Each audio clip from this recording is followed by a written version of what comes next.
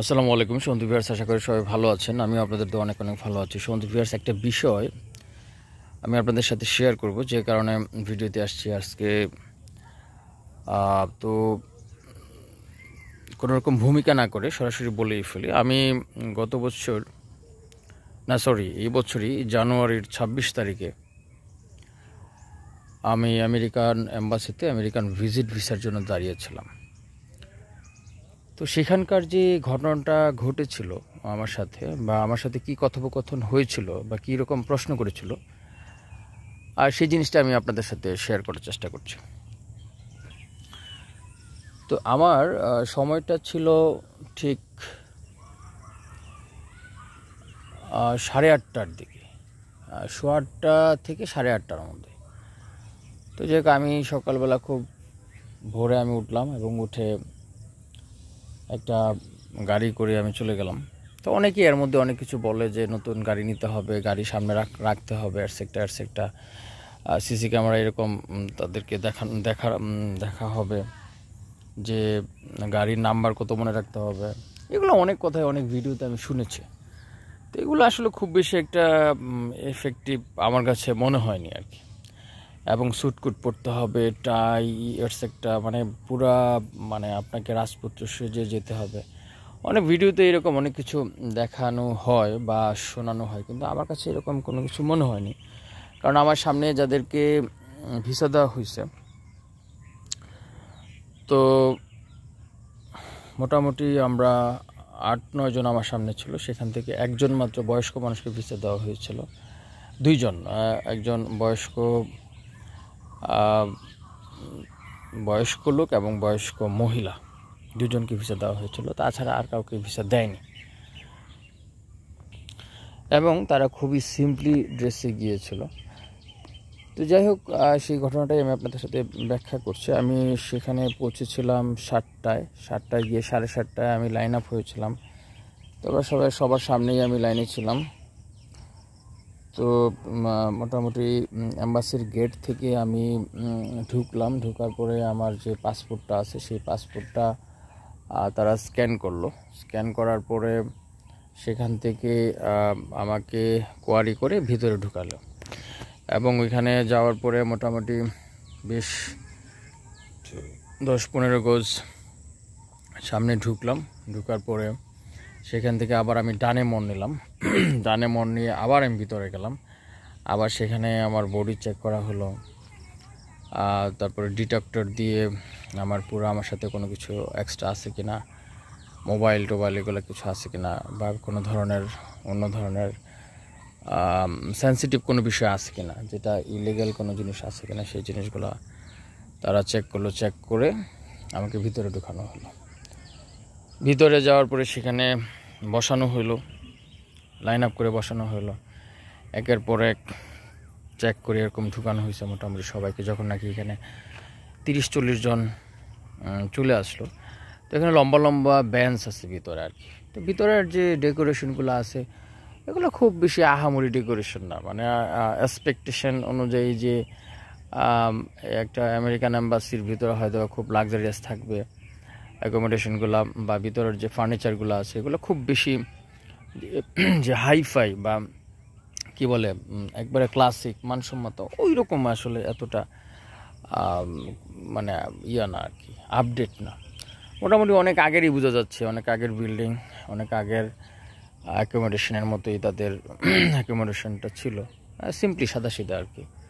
তো যাই হোক, আমরা বসলাম। বসার পরে আমাদের কি বলে ফিঙ্গারের জন্য ডাকা হলো। তো ফিঙ্গারের জন্য গেলাম। সেখানে ফিঙ্গারের ক্ষেত্রে আমার যে ছবি নিয়ে একটু প্রবলেম হয়েছিল, আমাকে ছবির জন্য মেসেজ করছিল। তো যাই হোক, আমি একটা ছবি নিয়ে গিয়েছিলাম। সেই ছবিটা তারা যিনি ছিলেন, তো আমি ফার্স্টেই মনে করছিলাম যে ফিঙ্গারের জন্য যিনি আমাকে ডেকেছেন, অথবা তিনি আমার ইন্টারভিউ নেবেন, এমন কিছু একটা। ফার্স্ট টাইম গেছি আর কি, কি জানি একটা কেমন একটা নিজের অসহায় মনে হলো যে বিসিএস পরীক্ষা দেওয়ার জন্য আসছি, এমন একটা বিষয় আর কি। তো যাই হোক, পরবর্তীতে আমার ফিঙ্গারপ্রিন্টের জন্য গেলাম। আমার ছবিটা আবার উনি ভিতরে নিল, ছবিটা দিলাম। তো উনি পাসপোর্টটা চাইলো, পাসপোর্ট দিলাম।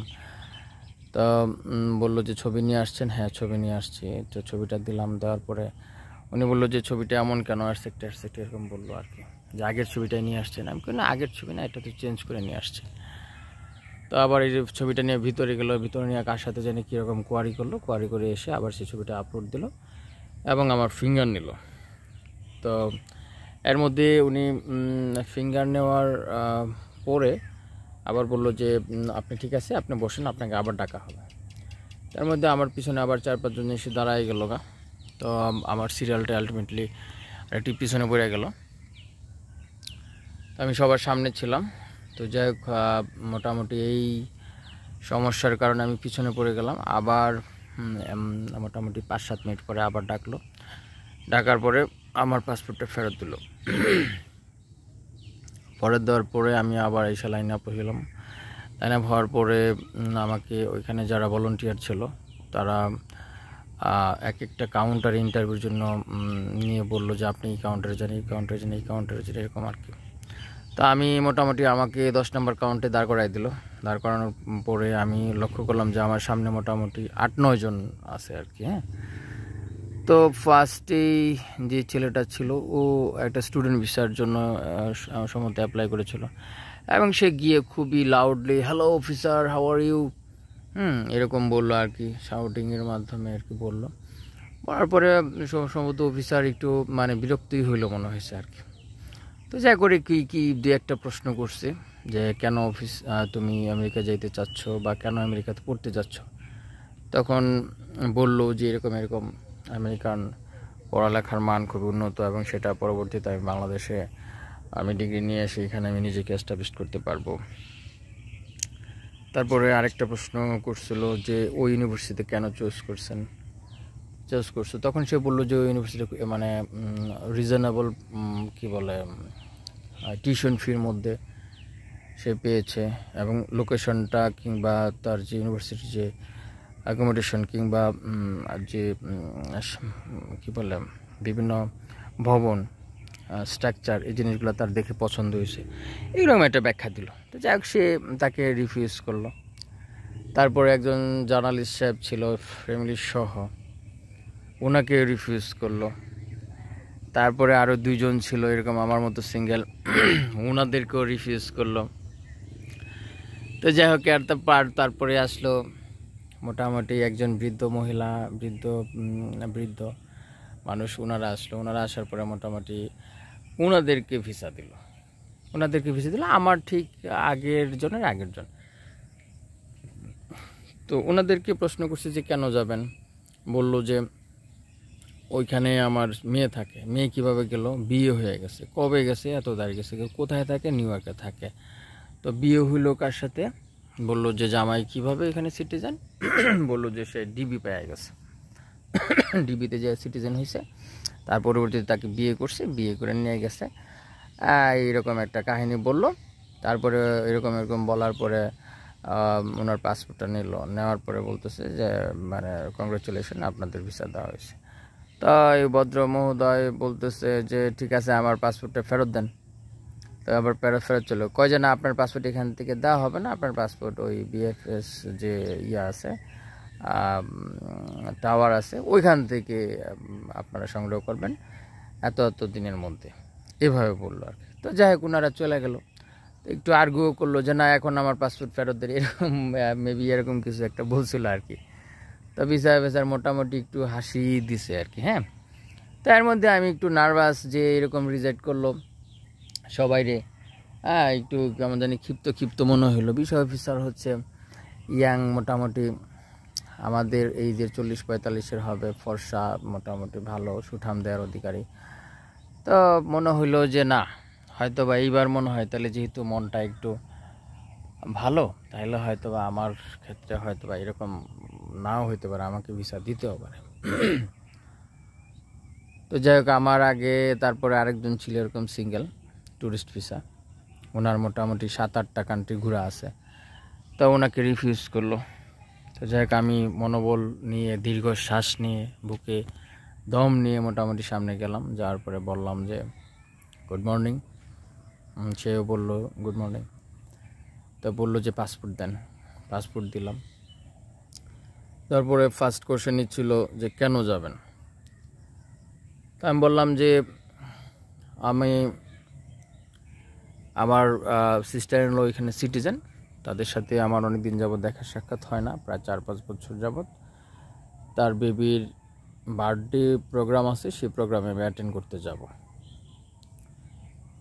তো ঠিক আছে, দেখলো কি জানি কি দেখলো, মোটামুটি 4-5 সেকেন্ড একটু অফ ছিল তিনি। তারপরে আবার বলল যে আপনি কি বিয়ে করেছেন? আমি বললাম যে হ্যাঁ বিয়ে করেছি। বললো, তারপরে আমার পাসপোর্ট দেখায় বললো যে এটা কি আপনার স্পাউস? তা বললাম হ্যাঁ এটা আমার স্পাউস। তা বললো যে সরি, আপনাকে ভিসা দিতে পারলাম না, এটা দিয়ে আপনার আমাকে একটা শর্ট একটা টিকিট ধরায় দিয়া বললো যে প্লিজ। তো আমি তো আর কি বলবো, আর তো কোনো কথা নেই আমার সাথে, মোটামুটি চলে আসলাম, মন খারাপ করে চলে আসলাম।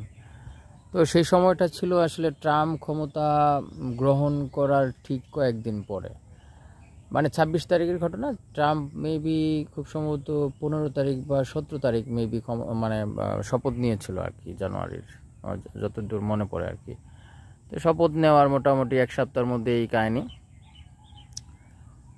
তো যাই হোক, পরে অ্যানালাইজ করলাম মোটামুটিভাবে, কয়েকজনের সাথে বসলাম, বসার পরে বললো যে না সবাইকে এরকমভাবে এরকম করতেছে, এটা আসলে তোমার কোনো দোষ নাই বা এরকম কিছু কিছু একটা।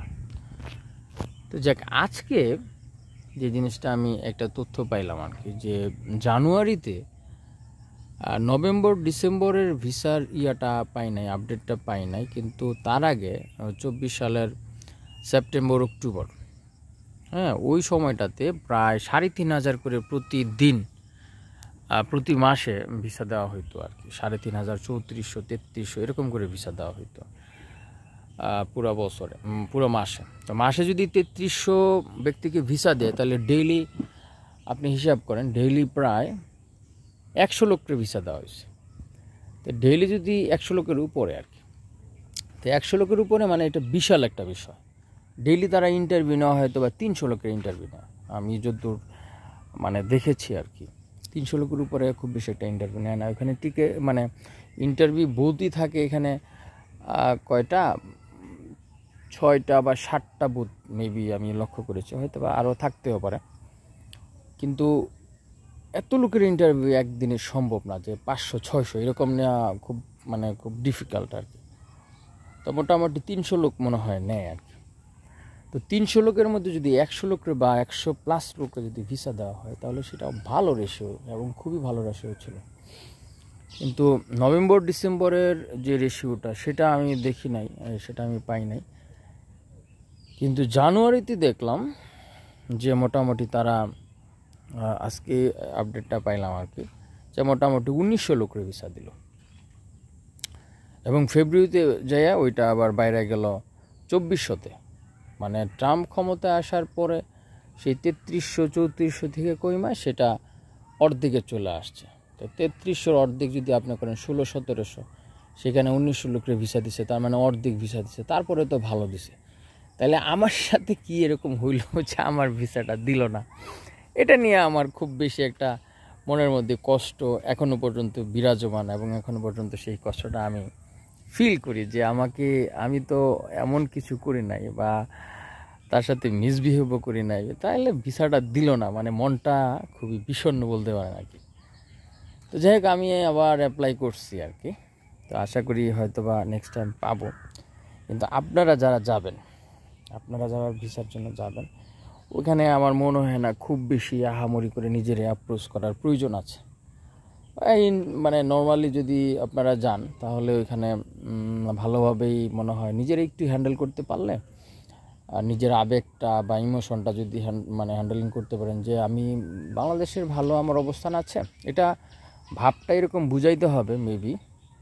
যদিও আমার হয় নাই, কিন্তু আমার একটা কেমন জানি একটা অভিজ্ঞতার ভিতরে কাজ করলো বা গবেষণা কাজ করলো, মানে গবেষণা করে আর কি নিজের মনে হলো যে এরকম করে উপস্থাপন করলে হয়তো বা সেই জিনিসটা আমার জন্য ভালো হইতো। সেটা হচ্ছে যে আমাকে যাইতেই হবে আমেরিকা না গেলে তো আমার পুরা দুনিয়া অন্ধকার হয়ে যাবে, সেখানে আমাকে যাইতেই হবে, এরকম একটা ইন্টেনশন যদি ভিতরে থাকে, তাহলে আসলে ওরা বুঝতে পারে, ওরা তো অনেক অভিজ্ঞ, অনেক মানুষের ইন্টারভিউ নেয়। ভিডিওটা অনেক লম্বা হয়ে যাচ্ছে, তারপরে আমি কথাগুলো শেষ করি, কারণ আসলে বারে বারে এইসব নিয়ে ভিডিও করাটা তো আসলে খুব মানে প্যারাদায়ক, সময়ও পাই না। তো সেই জন্য আমি এক ভিডিওতে সব কথাগুলো বলছি।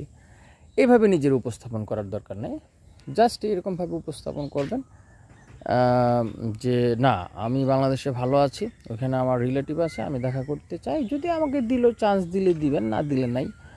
আমার আপনার দেশে যাইতে হবে এমন কোনো কথা না, আমি নিজের টাকা নিয়ে যাবো। হ্যাঁ, বিমান ভাড়া আছে প্রায় 1.5 লাখ 2 লাখ টাকা, তো সেটা আমি কাইটা যাবো নিজের ইনকামের টাকা দিয়ে, ওইখানে যেয়ে আবার ওইখানে খরচ করবো। তো তুই বেটা দিলে দিবি, না দিলে নাই, এত প্যারা নেওয়ার কিছু নাই। তো যদি দেশ ভালো, না দিলে আরও টাকাগুলো আমার বাঁচবে, এরকম একটা মেন্টালিটি মানে ভিতরে গ্রো করবেন, মন মানসিকতা।